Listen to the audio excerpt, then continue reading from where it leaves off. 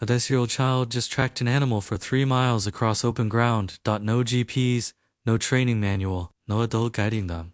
They read broken grass, disturbed soil, a single pressed leaf, and they were right. You couldn't do that. Neither could I. Neither could most adults alive today. So what happened to us? In 2010, researchers at the Max Planck Institute ran an unusual test. They took San Bushman children, aged 8 to 12, and put them against professional wildlife biologists. Same terrain, same animal tracks, same conditions. The children won. The biologists had university degrees. The children had been doing this since they could walk. By age 10, a child in the ancient world could identify which of 200 local plants would heal a wound, and which one would stop your heart in 20 minutes. They could read cloud formations hours before a storm hit, start a fire in wet conditions, build shelter from nothing, navigate by stars across terrain they'd never seen before. Nobody sat them down and taught them this thought.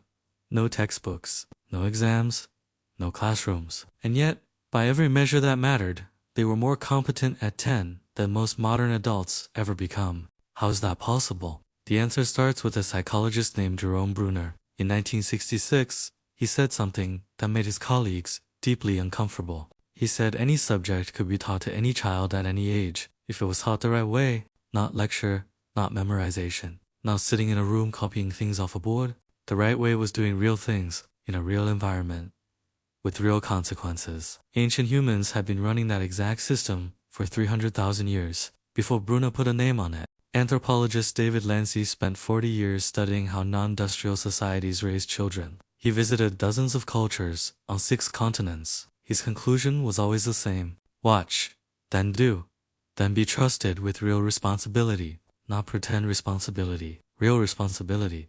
The Hadza people of Tanzania are one of the last true hunter-gatherer groups on Earth. A Hadza child contributes to the group's food supply by age 8, not helping, contributing. A mistake doesn't mean a bad grade. It means the group goes hungry that night. That's a different kind of learning pressure. In 2016, neuroscientist Yuri Hassan at Princeton showed something remarkable. He showed that the brain synchronizes differently during real experience versus passive instruction. When you do something real alongside someone who knows how, your brain literally mirrors theirs. Lecture doesn't do that. Watching a presentation doesn't do that. Ancient children were building the same mental structure as the adults around them because they were doing the exact same things.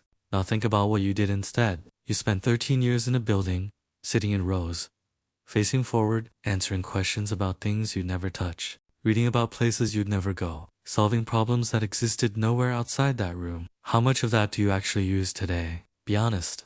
In 2023, PISA tested students across 37 developed countries. One simple task. Take what you know and apply it to a problem you've never seen before. Less than 20% could do it. 1 in 5. A 10-year-old in the ancient world did that every single day. Novel problem, real stakes, no template. Every single day. Here's what's strange about that number. These students weren't stupid. They'd been in school for 9 years by the time they were tested. 9 years of instruction, homework, exams, grades, and 80% couldn't take knowledge from one context and use it in another. That's the one skill that actually matters in real life. And school almost never teaches it. In the 1960s, a school opened in Massachusetts called Sudbury Valley. No curriculum, no required classes, no grades. Students chose what to learn, when to learn it, how. Researchers followed graduates for decades. Sudbury graduates consistently outperformed their peers. Higher rates of adult competence, better problem solving, stronger self. They didn't learn less by having freedom.